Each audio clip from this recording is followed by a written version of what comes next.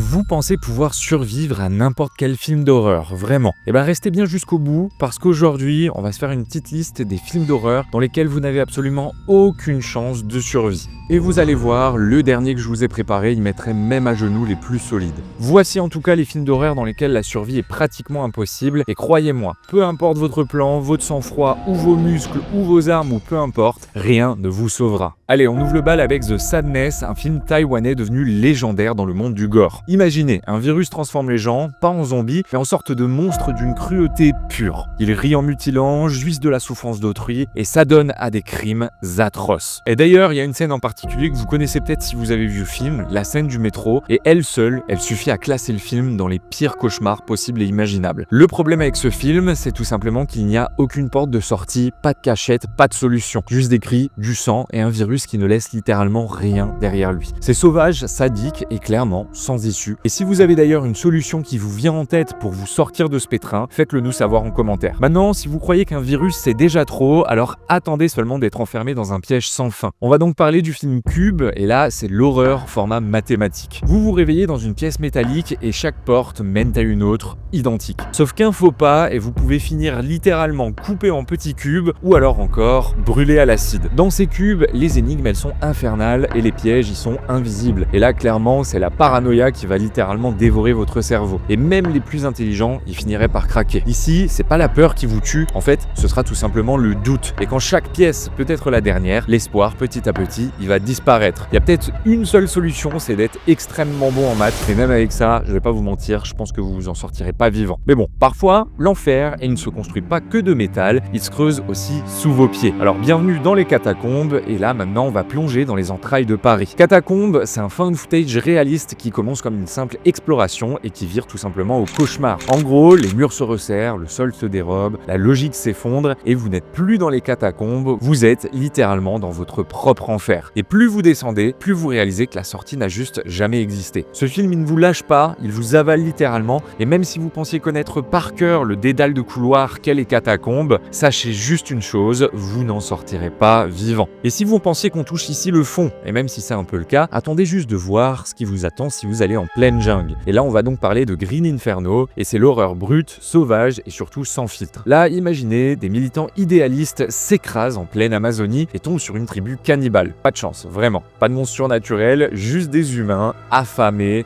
et qui vont tout faire pour pouvoir vous dévorer. Chaque minute devient en fait un supplice et chaque regard une condamnation. Le problème dans cette histoire, c'est que vous n'avez pas de GPS, pas d'aide, et là clairement, à moins d'être dans un film, il n'y aura pas de miracle possible. La nature, elle vous observe, et les cannibales, ils vous dévoreront. Mais parfois, le pire, il vient pas de l'extérieur, il est soigneusement orchestré à l'intérieur. Et c'est pour ça qu'on va maintenant parler de Martyr, un film qui retransmet à la perfection le sommet du désespoir. Un film où la douleur, elle est scientifique, froide et méthodique. Pas de créatures, pas de fantômes, juste une organisation, une secte et un but. Pousser le corps humain jusqu'au bout de la souffrance pour atteindre l'au-delà et savoir ce qu'il se cache juste après. C'est lent, silencieux et surtout insoutenable. Il y a littéralement rien à sauver, même pas vous. Si vous vous retrouvez dans cette situation, vous êtes clairement foutu. À la fin, on pleure pas, en tout cas quand on regarde son film, on est juste vidé de tout type d'émotions. Et d'ailleurs, je vous conseille d'aller le regarder parce que ça fait partie de ces films dans lesquels il y a un twist assez surprenant quand on arrive justement à la toute fin. Mais en tout cas, si vous pensiez que la torture était la pire des prisons, imaginez maintenant une boucle qui ne se termine jamais. Et là, on va parler du film Triangle, dans lequel un simple bateau devient un piège temporel sans sortie. Les événements ils se répètent, les visages ils changent de sens, et vous finissez par vous affronter en fait vous-même. Chaque décision vous ramène au début, chaque mort vous condamne à recommencer. C'est une horreur psychologique implacable, et je vous conseille très fortement d'aller regarder ce film, qui est en quelque sorte un cauchemar sans réveil. Et le pire, c'est qu'il n'y a tout simplement aucune solution, même si vous tentez par tous les moyens de comprendre ce qu'il se passe. Vous serez toujours ramené à la case départ, quoi que vous fassiez. Mais parfois, la mort, elle vient pas d'un piège, elle vous sourit avec des dents de vampire. Et là, on va donc parler d'Abigail, un film dans lequel un groupe de criminels kidnappe une fillette.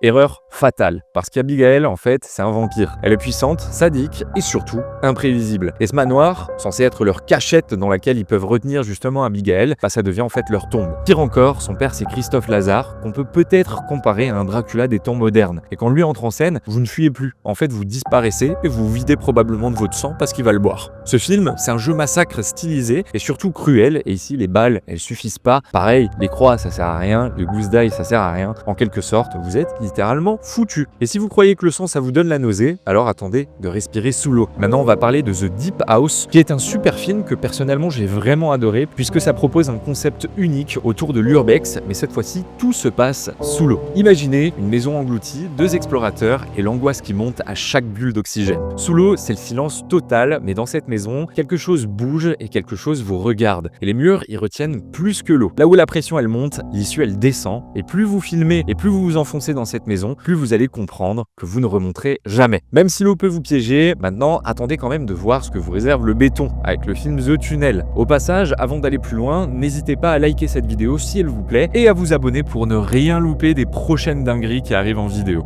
Ce film, c'est un petit peu l'oublié du found footage, mais c'est aussi l'un des plus efficaces. Surtout si vous avez aimé par exemple Paranormal Activity ou encore REC. Imaginez qu'un journaliste s'enfonce sous Sydney pour enquêter sur des disparitions. Ce qu'elle trouve, c'est pas une histoire, c'est une entité. Et plus elle avance, plus ses collègues disparaissent. En fait, les couloirs ils vont devenir infinis, l'air il va se raréfier, et ce qui rôde, c'est pas que du bruit, c'est plutôt une entité, et je vous invite à aller regarder le film pour tout comprendre en détail. En tout cas, quoi que vous fassiez, vous ne verrez rien, mais vous saurez que vous êtes vu, et vous n'allez pas pouvoir faire grand chose pour vous en sortir. En tout cas, bonne chance pour essayer de trouver une porte de sortie, et en attendant, on va voir maintenant ce qui se passe si vous l'ouvrez cette porte. Pour comprendre, on va parler du film Grave Encounters. Grave Encounters, c'est la terreur enfermée entre 4 murs. Certains d'entre vous regardez sûrement, par exemple sur le site Planète No Limites, des reportages ou des sortes de faux documentaires dans lesquels des enquêtes paranormales étaient menées. Donc là, Grave Encounters, c'est un peu pareil. Imaginez une équipe de tournage qui passe la nuit dans un hôpital psychiatrique désaffecté. Problème, l'hôpital il est vivant, les couloirs se modifient et le temps se brise. Et quand vous ouvrez la porte de sortie pour fuir, elle vous mènera ailleurs, mais toujours dans le même hôpital. Un autre couloir, encore plus long et encore plus de monstres. Vous pouvez courir, prier, pleurer. Là, clairement, il n'y a pas de sortie et on le voit dans le film. Grave Encounters, c'est la boucle parfaite de l'horreur. Une fois rentré, vous n'en ressortez jamais. Virus, piège, esprit et dimension tordue, en tout cas, tous ces films, ils ont un point commun. La mort, elle y est inévitable. Alors n'hésitez pas à me dire en commentaire quelles seraient vos solutions pour se sortir d'un tel pétrin.